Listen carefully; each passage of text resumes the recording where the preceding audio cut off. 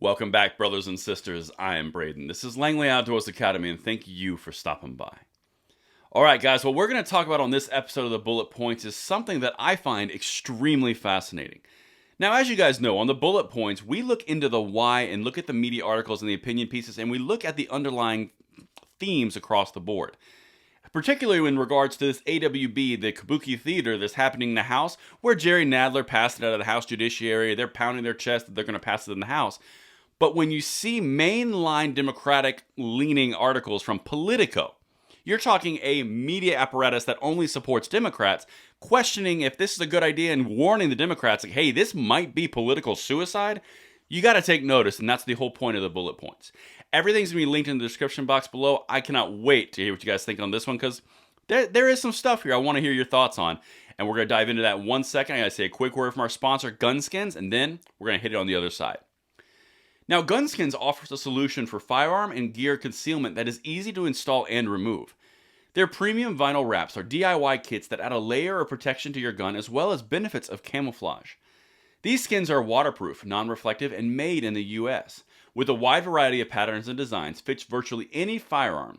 Lifetime guarantee and exclusive monthly subscriptions, Gunskins is the place to go for an epic look in gear protection at the range. And thank you so much to Gunskins for making this video possible.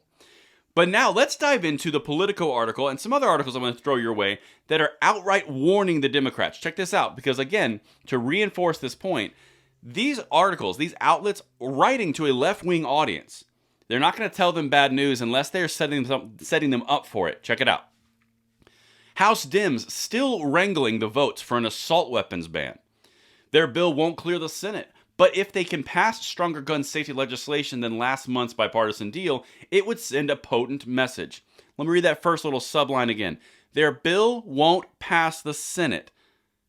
Interesting. Let's dive in a little bit deeper, because again, this is coming from Politico. This is not my words. This is Politico's writing to a left-wing audience.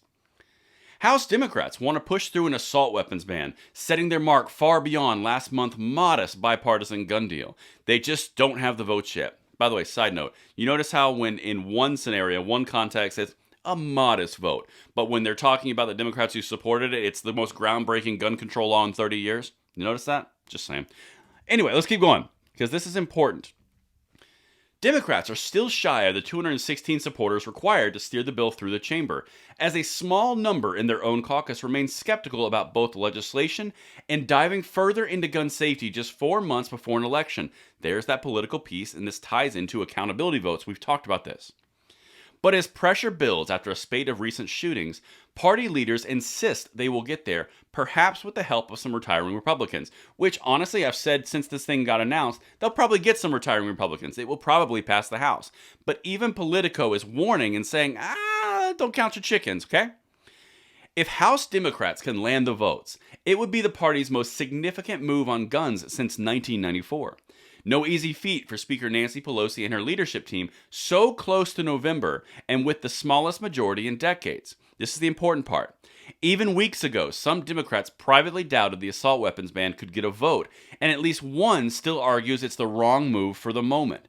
This part right here is what Politico is writing to its constituents, or subscriptions. Quote, "This is a bill that destroyed the Democrats in '94. I guess, do we really have a death wish for the death wish list as Democrats?" Said Representative Kurt Schrader, Democrat Oregon, who will not be on the ballot in November as he has already lost his primary. This is someone who already got primaried, and he's saying outright the same way the retiring Republicans will vote for gun control, it's the exact same way the retiring Democrats or primary Democrats are going to say the truth. This is incredibly important. He's saying, this destroyed us in '94. What are we doing? Let's keep going. I'm going to show you something else. The Oregonian centrist is one of more than a half dozen Democrats either opposed or undecided on the legislation, many from rural districts where gun safety laws are more contentious. Part of Schrader's argument, Democrats would risk stomping on their latest bipartisan gun bill by passing something that goes further but will not become law, alluding to the fact that it's not going anywhere in the Senate, same thing that Politico just stated. Quote, "It undermines what we already did and re-emphasizes to all the people in America that are not hardcore urban Democrats that our party's out of touch." That is damning. and incredibly important, and that's what we've been talking about this whole time.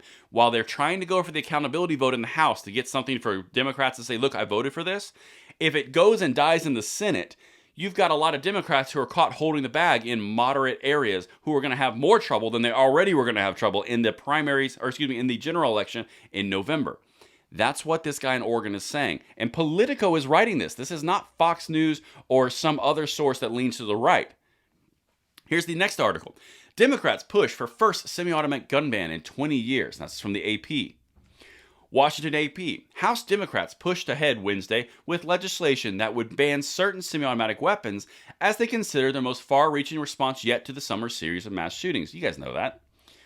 Democrats hope that the 100-page bill moving through the Judiciary Committee will pass the House before the August break.